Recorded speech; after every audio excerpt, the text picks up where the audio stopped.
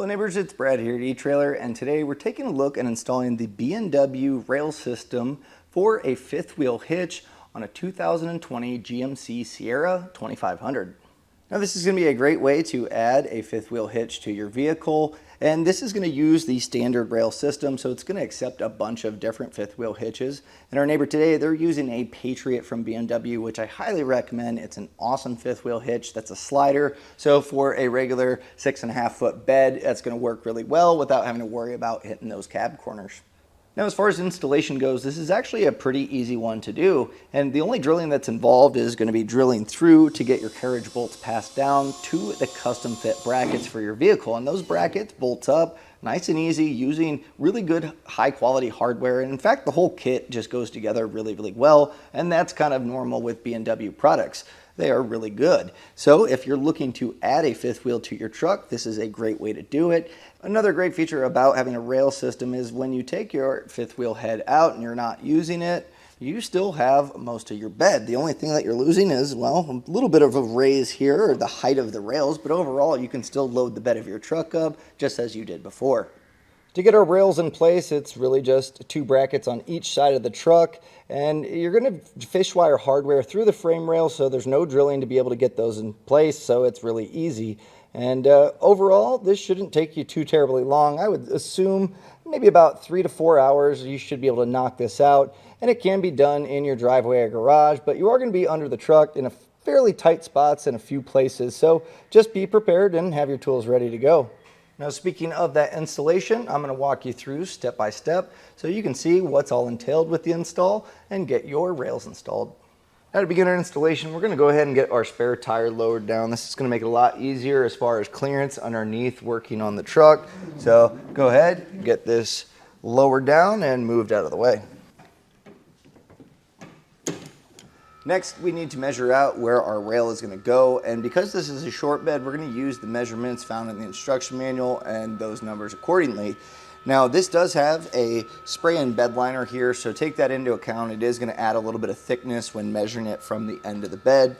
So we'll go ahead, and I'm using a chalk marker, and the chalk marker is great because if you mess up, you can just simply kind of wipe it away.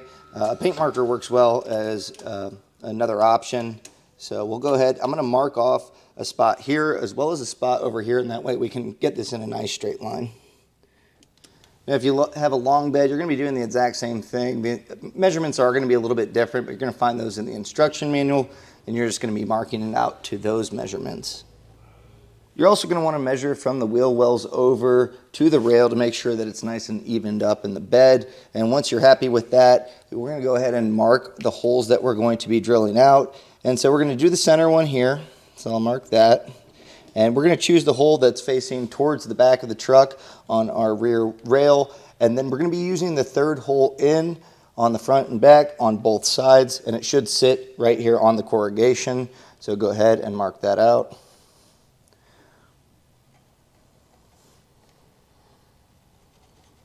So now we're going to come back with a small pilot drill bit here, and we're just going to drill in the center of each of these, so just make sure it's lined up, and then we'll go ahead and drill out each hole that we marked.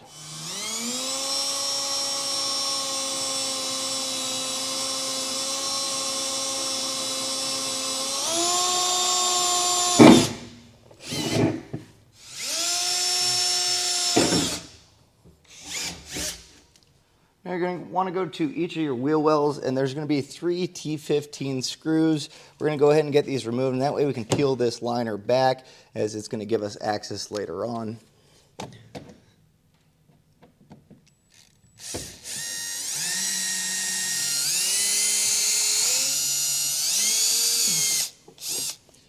With the hardware out of the way, we should be able to kind of just peel this back a little bit. And if we set it on the tire for now, that should be good. And we're going to go ahead and repeat the same process on the other side. Now, to give us a little bit more room to work, I'm also going to remove our heat shield here. There's going to be 2 13mm bolts attaching it to the frame. So we'll go ahead and get this removed.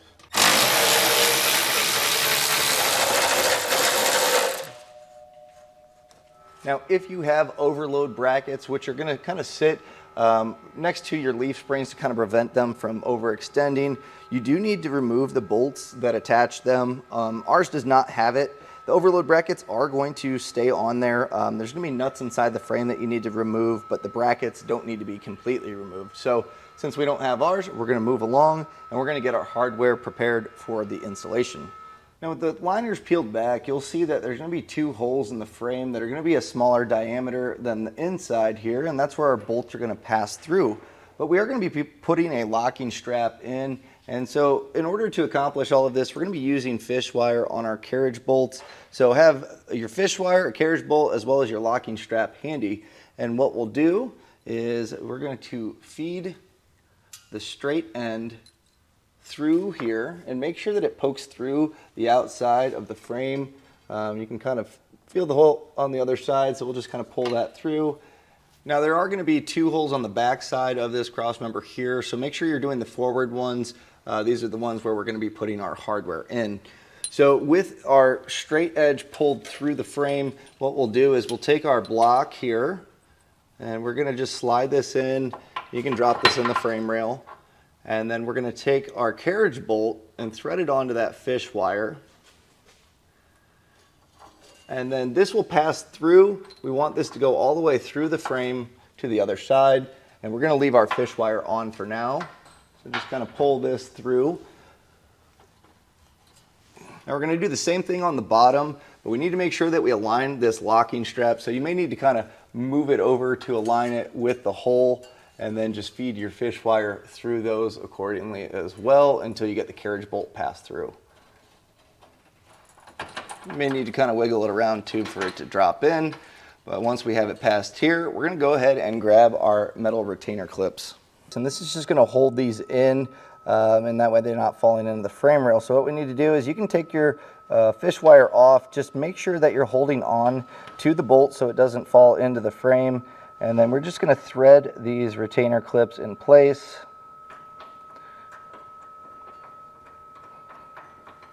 And then we're going to go ahead and do the top one as well. Same thing with the retainer clip. And then we're just going to repeat the same process of the fish wiring the bolts through, as well as the retainer clips on the other side of the truck.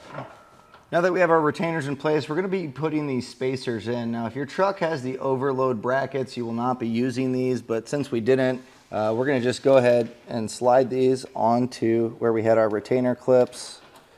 And then we're going to grab our side specific bracket. So this portion is going to feed inside the frame rail, where this is going to sit on the outside. So just align this accordingly. Make sure you have the proper bracket.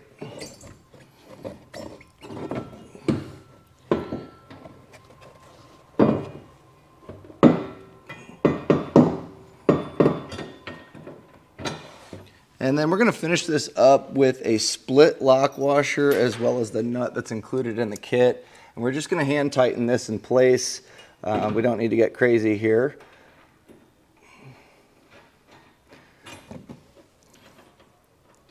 Now with this one bracket hand tightened in place, we'll go ahead and repeat on the other side.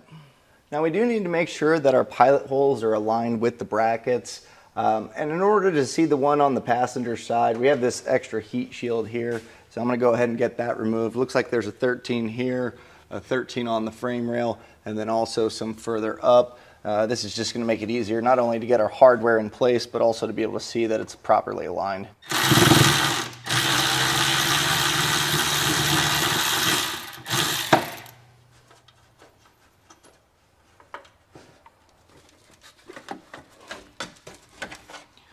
So we actually had two 13 millimeters on the frame, and then you can see these two that were on the cross members there. Now, it might be stuck a little bit to the frame because of the undercoating. It kind of tacks onto it. So if it feels like it's still attached, once you have all four, just kind of knock it loose, and then we should be able to get this removed.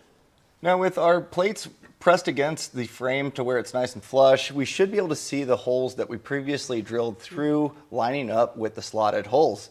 So double check both sides, and then we're going to go back in the bed with a larger drill bit. I'm going to be using a 9/16. So we'll just go through and enlarge all 5 of the holes.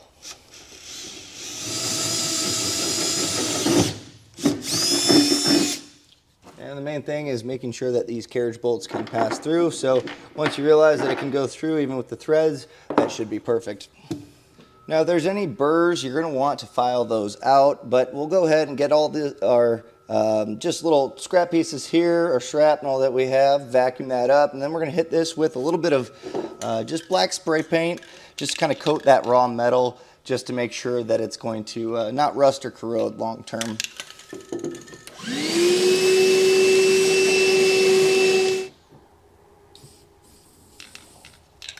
So we'll get our rail back in place and pass our carriage bolts down.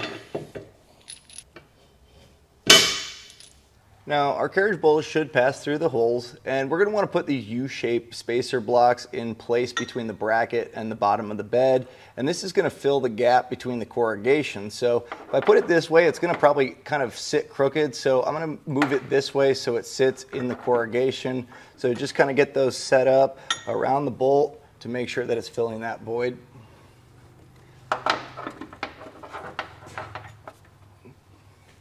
And then we're going to finish this up. We have this washer here. It's just a flat plate, and this is going to kind of sandwich between the two. And we're going to finish that up with a split washer and nut. So we'll go ahead, get this in place.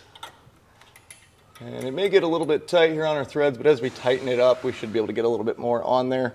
So you may have to kind of push that bracket up a smidge to get this started.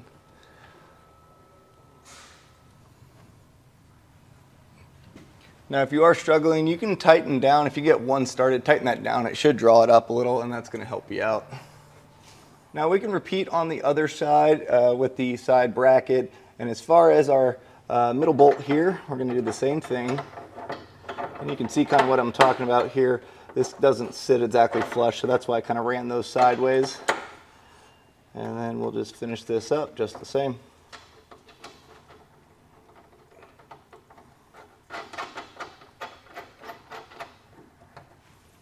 Now as far as the hardware goes, you're going to want to make sure you just hand tighten it in place. You don't want to snug it down too much, because to get the measurement for the front rail, we're going to be dropping in our base of the fifth wheel to really get that perfectly aligned. And having that little bit of adjustment is going to help kind of settle it perfectly. So we'll go ahead and we're going to get our base of the fifth wheel put up here with our rail on top of the bed. So let's get that in place.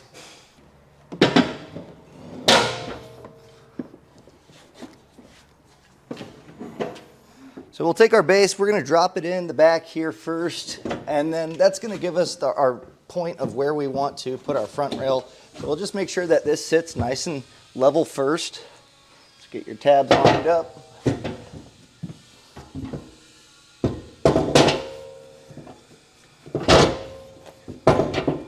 Now we'll just lift the front up a little bit and get the tabs to drop into our front rail.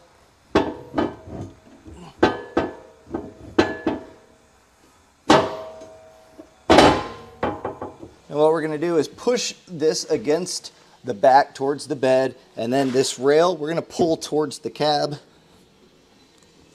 And then once we're happy with that, we'll go ahead and mark out our holes and get those drilled out. Now it is going to kind of mirror the back ones that we did, so instead of using the hole towards the bed, we're going to use the one towards the cab. And then we're going to use that third hole just as we did on the others. Now something else you're going to want to check too before drilling is that your measurements from side to side are also lined up. There is a little bit of play side to side, so you don't want that crooked. So again, just make sure that it's all squared up there. Now I'm going to go ahead and get our base lifted up and our rail out of place so we can make our drill marks. And really the rest of the steps are going to be identical as to what we did on the others. It's going to be the same layout. Brackets are a little bit different as far as the shape of them, but everything's going to fish wire the same. So we'll go ahead, get all that taken care of, and then I'll show you what it looks like fully installed. Now I mentioned the front rail goes in just the same as the back, and that is actually fairly true, but it does go in a slightly different way here. We're on the outside of the frame rail, and we're going to feed it through this oval hole and into these. So I just kind of made a nice bend and fed them through the holes. Now to make this easier, we're going to be putting our block in place with both of the fish wires feeding through. So our top one is going to feed again through the top hole, but because the way that the holes are lined up, our bottom one is going to go through the middle. So just slide those in accordingly, and then we can go ahead, feed this in, and then get our carriage bolts put in place. So it is a lot easier to feed those in through that before putting the carriage bolts in. So that's pretty much the only difference, and it's going to be the same on the other side of the truck as well.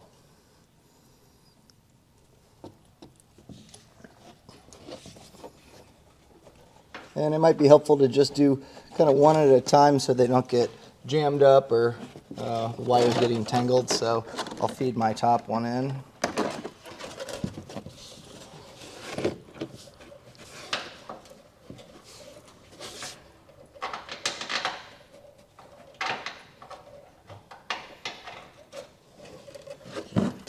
And then I'll just go ahead and feed my other one in here, and then just kind of jostle this around until we get these both pulled through, and then we'll put those retainer clips on and finish it up just as we did on the rear rails.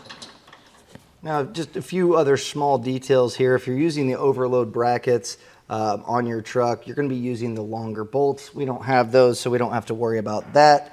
And you might have noticed that we aren't actually going to put the big spacers like we did on the other one. We'll get our bracket in place, and when we get that bolted up, just make sure you're putting a flat washer first, where we didn't do that on the rear rail. It wasn't required, but that's really going to be the only difference. So we'll get this bolted up and then repeat on the other side.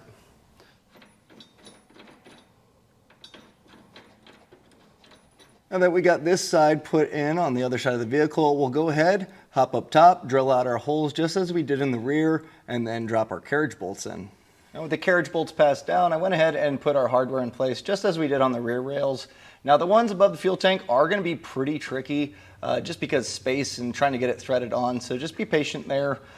Something else I'll recommend when drilling those holes out, on the driver's side, you can see the fuel tanks there. There's also a wire loom, so make sure you're not drilling too far down. Once you kind of poke through the metal, just kind of stop there. You don't want to damage any of that in the process. Now with both of our rails in place, I'm going to go back with a 3/4 inch ratcheting wrench and just kind of snug everything down. Now with everything snugged down, we're going to come back with our torque wrench, and all of the hardware is going to be torqued to the same spec, but we're going to want to make sure that we do the ones on the bottom here before doing the side rails. So just make sure that you're following that. And as I mentioned, the torque settings are found in the instruction manual. And if you need a torque wrench, you can find one at etrailer.com, or you can generally go to an auto parts store and rent one for free. Now those ones up top are going to be pretty tricky here. So I was not able to get just my normal socket onto these ones back here with the torque wrench. So I put a crow's foot on here, and that's going to allow us to get that set up. Now, these can be a little bit tricky. You may have to rotate it a few times before you get your torque wrench to reach the proper setting here. So just take your time and get these torqued down. Now with everything torqued down properly, we officially have our rails installed. So all that's left to do is get our heat shields put back on, as well as our spare tire on, and then drop in your fifth wheel head and hit the road. And that was a look and installation of the B&W rail system for your fifth wheel hitches on a 2020 GMC Sierra 2500.